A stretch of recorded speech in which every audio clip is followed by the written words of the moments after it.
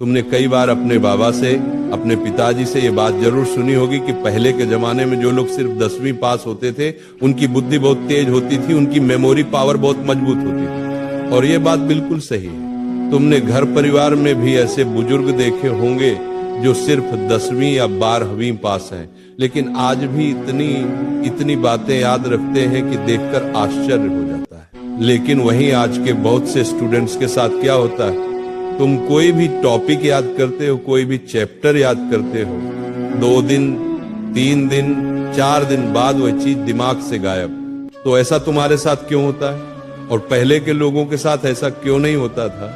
ये बात समझो। जाने अनजाने तुम कुछ ऐसी गलतियां कर रहे हो जो धीरे धीरे तुम्हारी मेमोरी पावर को कमजोर कर रही हैं। अगर समय रहते इन गलतियों को नहीं सुधारा तो जितना चाहे पढ़ लो, सब भूलते जाओगे। लेकिन अगर आज से ही ध्यान दे दिया तो 10, 15, 20 दिनों बाद तुम्हारी मेमोरी पावर फिर से मजबूत होने लगेगी और जो भी चीज दिमाग में डालोगे वह लंबे समय तक वहीं टिकेगी। पहली गलती, पढ़ाई से पहले बाद में अत्यधिक सोशल मीडिया। तुम्हारे दिमाग की भी एक क्षमता होती है, एक सीमा होती है कि तुम एक दिन में कितना कंटेंट अपने भीतर स्टोर कर सकते हो। अब तुम पढ़ने बैठते हो, लेकिन उससे पहले भी सोशल मीडिया, पढ़ने के तुरंत बाद भी सोशल मीडिया, और किस तरह का कंटेंट, कभी म्यूजिक, कभी कॉमेडी, कभी फालतू चीजें। इस सब के बीच जब पढ़ाई आती है तो दिमाग कहता है, भाई मेरे अंदर पहले से इतना कचरा भरा पड़ा है, अब मैं कहां और क्या स्टोर करूं। इसीलिए जो भी चीज तुम पढ़ते हो वह दिमाग में ठीक से फिट ही नहीं होती, क्योंकि पढ़ने से पहले भी दिमाग भरा हुआ था, पढ़ने के बाद भी दिमाग फिर उसी में लग जाता है।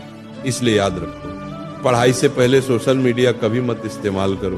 पहले पढ़ो, फिर अगर मन हो तो थोड़ा बहुत अच्छा कंटेंट देख सकते हो, लेकिन दुनिया भर का कचरा अपने दिमाग में डालना बंद करो, क्योंकि पढ़ाई पर फोकस तभी लगेगा जब दिमाग साफ रहेगा।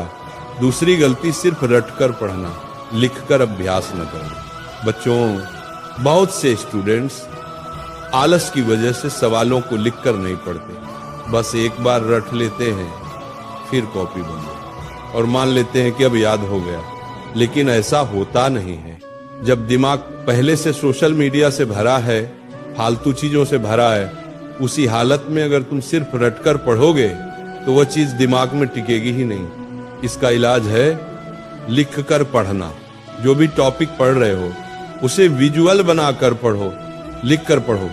उस टॉपिक की तस्वीर अपने दिमाग में बनाओ, क्योंकि रिसर्च में पाया गया है जिस चीज को इंसान लिख देता है वो चीज दिमाग में गहराई से बैठ जाती है। इसलिए रटने के साथ साथ लिखना जरूरी है, तभी चीज लंबे समय तक टिकेगी। तीसरी गलती, रिवीजन न करना। ये पहले का जमाना नहीं है, उस समय ध्यान भटकाने वाली चीजें कम थी। आज हर तरफ डिस्ट्रैक्शन खड़ा है, तुम्हारा ध्यान 5 जगह बटा हुआ है, दिमाग रोज पीसा जा रहा है। ऐसी स्थिति में अगर तुम रिवीजन नहीं करोगे तो जितना भी पढ़ोगे सब उड़ जाएगा।